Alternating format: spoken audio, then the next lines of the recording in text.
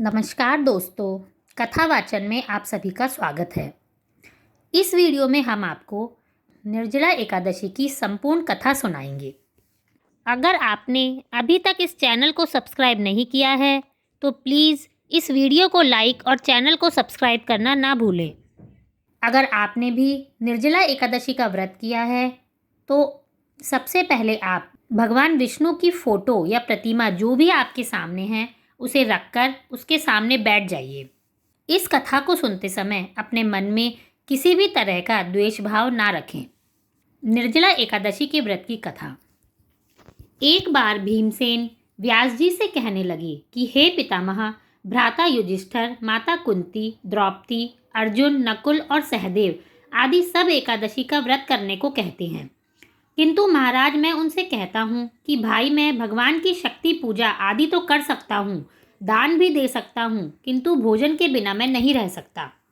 इस पर व्यास जी ने कहा, हे भीमसेन, यदि तुम नरक को बुरा और स्वर्ग को अच्छा समझते हो तो प्रति माह की दोनों एकादशियों को अन्न मत खाया करो।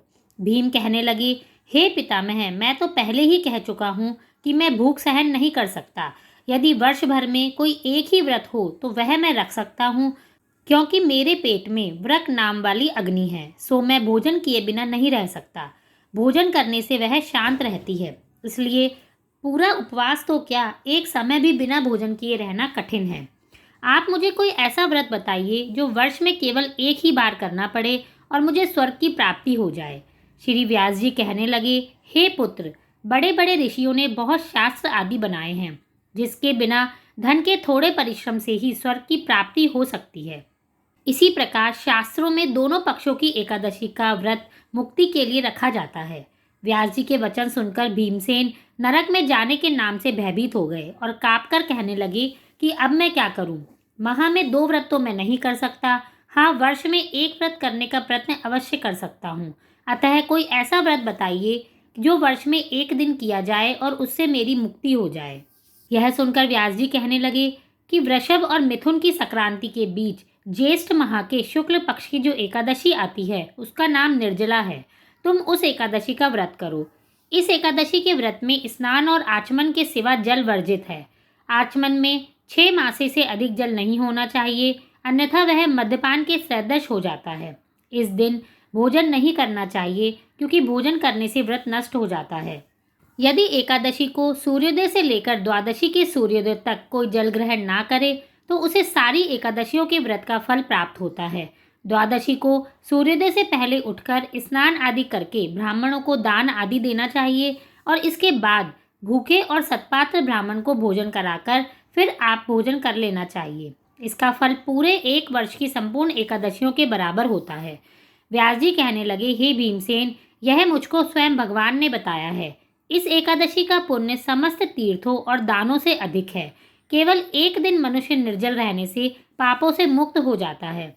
जो भी मनुष्य निर्जला एकादशी का व्रत करते हैं उनकी मृत्यु के समय यमदूत आकर नहीं घेरते, बल्कि भगवान के पार्षद उसे पुष्पक विमान में बिठाकर स्वर्ग ले जाते हैं। अतः संसार में सबसे श्रेष्ठ निर्जला एकादशी का व्रत है, इसीलिए यत्न के साथ इस व्रत को करना चाहिए। उस दिन ओम नमो भगवते वासुदेवाय मंत्र का उच्चारण भी करते रहना चाहिए और गोदान भी करना चाहिए। इस प्रकार व्यास जी की आज्ञा के अनुसार भीमसेन ने इस व्रत को किया, इसीलिए इस एकादशी को भीमसेनी या पांडव एकादशी भी कहते हैं। निर्जला व्रत करने से पहले भगवान से प्रार्थना करें कि हे भगवान, आज मैं निर्जला व्रत करता हूँ, दूसरे दिन भोजन करूँगा। मैं इस व्रत को श्रद्धापूर्वक करूँगा, अतः आपकी कृपा से मेरे सारे पाप नष्ट हो जाएं। इस दिन जल से भरा हुआ एक घड़ा वस्त्र से ढककर स्वर्ण सहित दान भी करना चाहिए। जो मनुष्य इस व्रत को करते हैं उनको करोड़ पल सोने के दान का फल मिलता है, और जो इस दिन यज्ञादि करते हैं उसके फल का तो वर्णन ही नहीं किया जा सकता। इस एकादशी के व्रत से मनुष्य को विष्णुलोक प्राप्त होता है।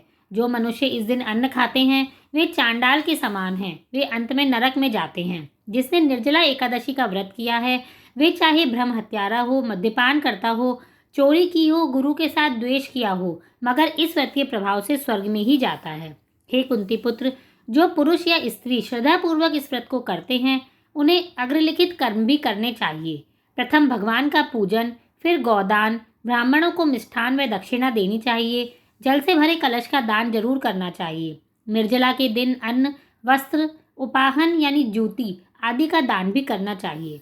जो भी मनुष्य भक्तिपूर्वक इस कथा को पढ़ते या सुनते हैं, उन्हें निश्चय ही स्वर्ग की प्राप्ति होती है। इस तरह से निर्जला एकादशी की व्रत की कथा पूर्ण होती है।